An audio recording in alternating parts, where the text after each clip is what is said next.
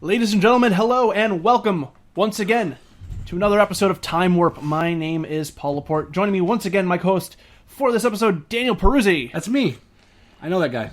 And this is the show where we take a wrestler, pull them out of their time period, and see how they would do somewhere else along the wrestling timeline. This week's episode, we are going to be discussing the excellence of execution, the best there is, the best there was, the best there ever will be, Bret Hart. We are going to pull him out of his time period and ask how he would do today, how he would do in the present era. Now, we were discussing this a little bit before we got started, and Dan offered up an interesting question, so we're going to discuss kind of what comes with pulling Bret Hart out of his time and putting him in this one. It's tough because, Owen Hart, and really the whole, at some point I talk about Neidhart and, Davey Boy Smith. All of them. Like, how much can you pull Hart out of that time frame without, assuming if you have them wrestling in this time frame, they didn't exist in their own time frame, but how much does he not, factor in? Like, without him, how big is Owen Hart? Mm-hmm. So how does that change the fabric moving forward, I guess. Okay, so for the purposes of this show, maybe it's a two thing. Like, just say. I think for the purposes of this discussion, let's do it this way. He is a member of the Hart family. All right. However, all of the existing members of the Hart family, their legacies are exactly the same. Gotcha. So Owen Hart's accomplishments are the same in terms of his popularity, in terms of his title achievements. Same thing with Davey Boy Smith. Same thing with Jim Neidhart, Brian Pillman, whoever. Like, he is a member of the Hart family. He is the newest member of the Hart family to come along.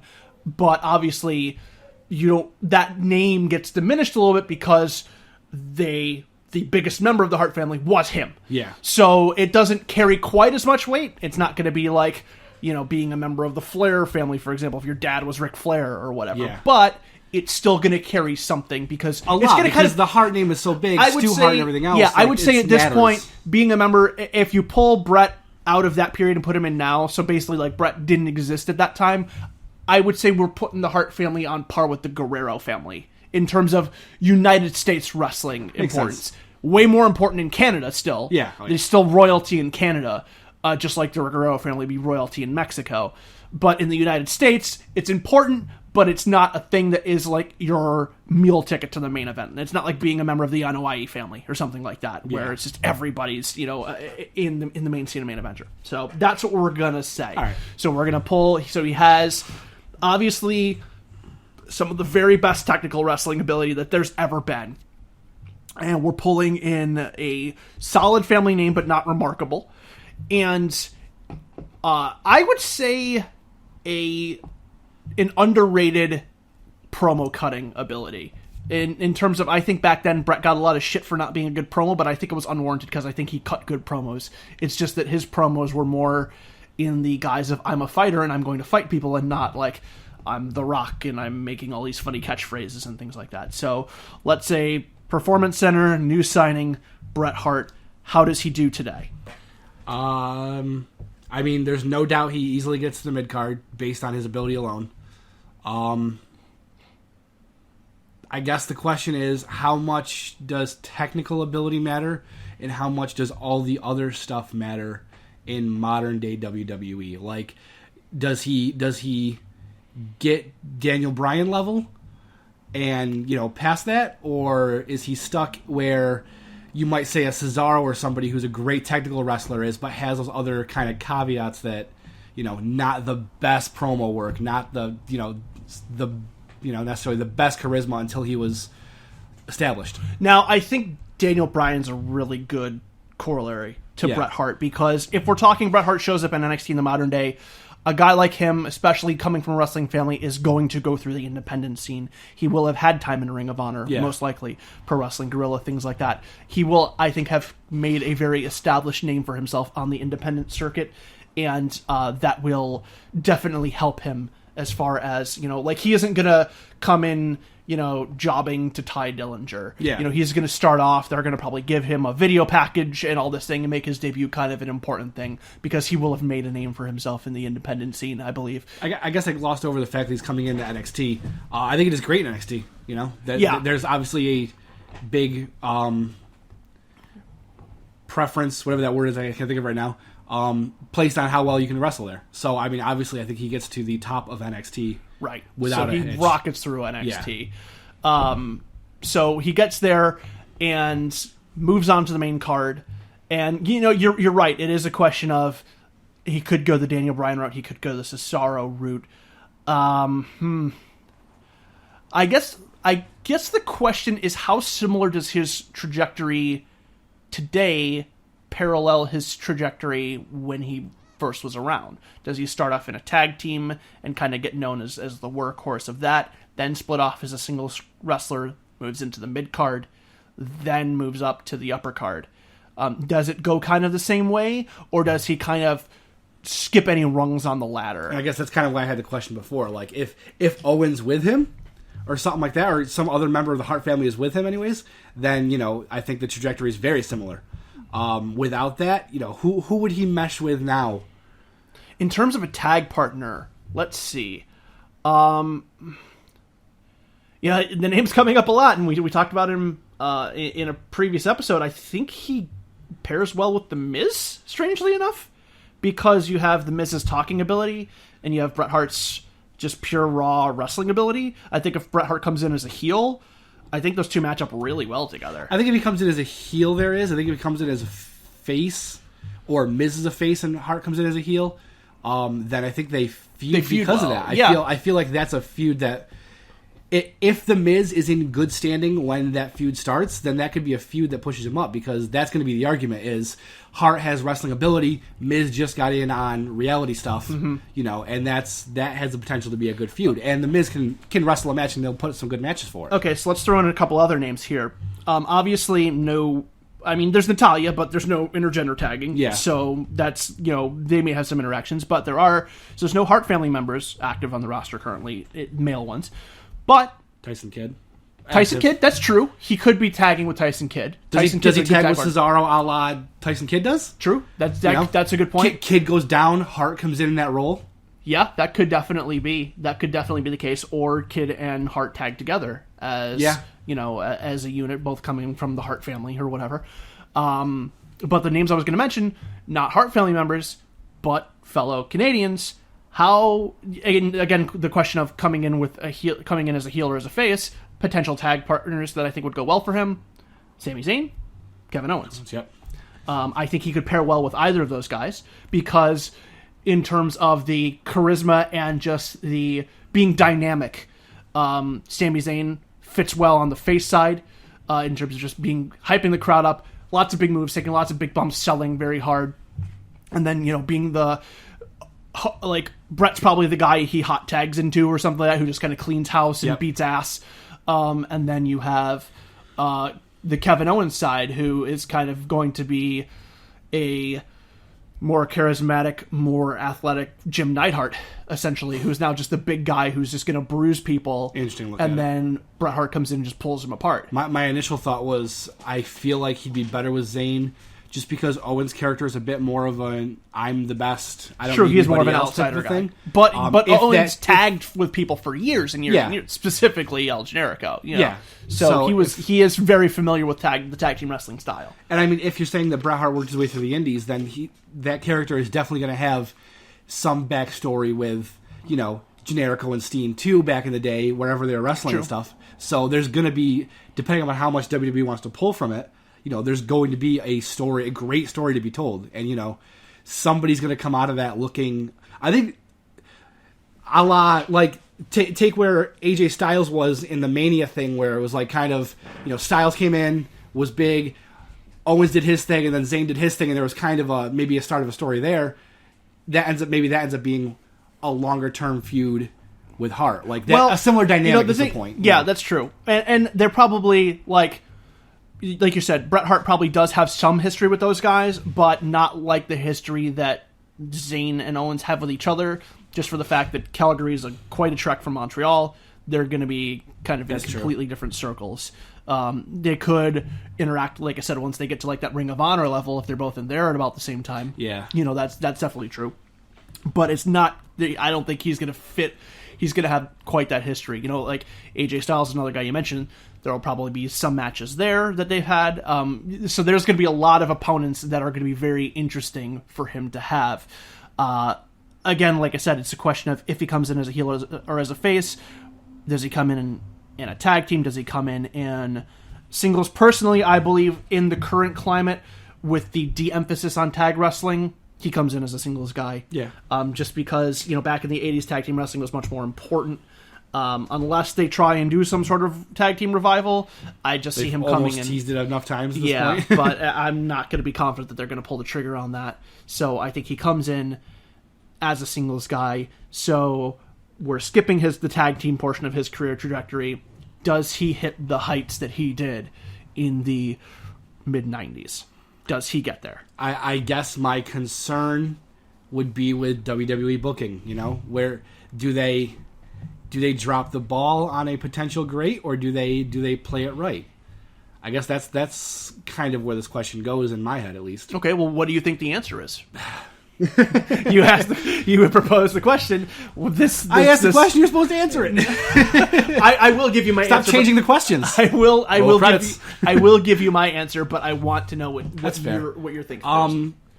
I mean, I've been the cynical guy in the past, so my fear would be that they squander it a bit. I mean, he gets caught up in the mid card. I mean, the mid card's fairly strong right now. There's a lot of really it's the strongest it's really ever been. Good. It's far and away the strongest it's ever been. So I mean, there's, you know, at what point is he able to distinguish himself? I think it might take a little bit for him to.